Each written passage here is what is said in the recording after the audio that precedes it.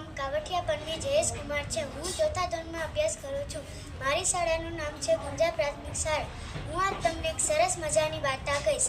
તેનું નામ છે આનંદી કાગડો.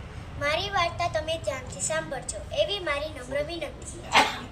એક હતા કાગડાભાઈ. તે રાજાને રોજ રોજ હેરાન કરતા. એક દિવસ રાજાને તે કાગડાભાઈ ઉપર ગુસ્સો આવ્યો અને થયું, આ કાગડો મને બહુ હેરાન કરી રહ્યો છે. આ કાગડાને સજા કરવી જોઈએ. પછી તો રાજાએ તેના સિપાહીઓને બોલાવ્યા અને કહ્યું, સિપાહીઓ, આ કાગડો મને બહુ હેરાન કરી રહ્યો છે. આ કાગડાને હવે આપણે સજા કરવી જોઈએ. પછી તો રાજાએ હુકમ કર્યો અને કહ્યું, સિપાહીઓ, આ કાગડાને ગામમાં આવેલા કાદવમાં નાખી દો. પછી તો કાગડાભાઈને કાદવમાં નાખવામાં આવ્યા.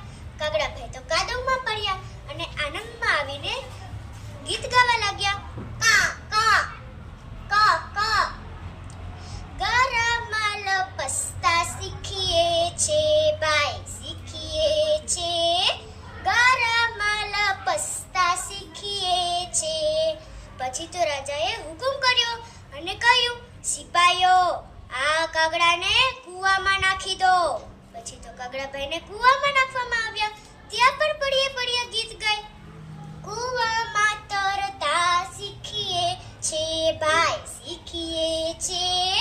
કૂવામાં તરતા શીખીએ છે. પછી તો રાજાને થયું, આ કાગડાને કેમ એકે વાતમાં દુઃખ નથી થતું. આ કાગડાને કેમ બધી વાતમાં આનંદ જ થાય છે. આ કાગડાને તો અતિ ભારે વધુ શિક્ષા કરવી જોઈએ. પછી તો રાજાએ વળી પાછો હુકમ કર્યો અને કહ્યું, સિપાહીઓ, આ કાગડાને કાંટાવાળા બાવળમાં નાખી દો. પછી તો કાગડાભાઈને કાંટાવાળા બાવળમાં નાખવામાં આવ્યા. ત્યાં પણ પડ્યા ગીત ગાય. કાગડાભાઈ તો હતા ને એવા જ. કુણા કાન વિંધાવીએ છે, વિંધાવીએ છે. કુણા કાન વિંધાવીએ છે. પછી તો રાજાએ વળી પાછો હુકમ કર્યો અને કહ્યું, સિપાહીઓ, આ કાગડાને તેલની કોઠીમાં નાખી દો. પછી તો કાગડાભાઈને તેલની કોઠીમાં નાખવામાં આવ્યા. કાગડાભાઈ તો ત્યાંય પડ્યા ગીત ગાય. કાનમાં તેલ મૂકીએ છે ભાઈ, મૂકીએ છે. કાનમાં તેલ મૂકીએ છે. પછી તો રાજાએ વળી પાછો હુકમ કર્યો અને કહ્યું, સિપાહીઓ, આ કાગડાને ઘીની કોઠીમાં નાખી દો. પછી તો કાગડાભાઈને ઘીની કોઠીમાં નાખવામાં આવ્યા.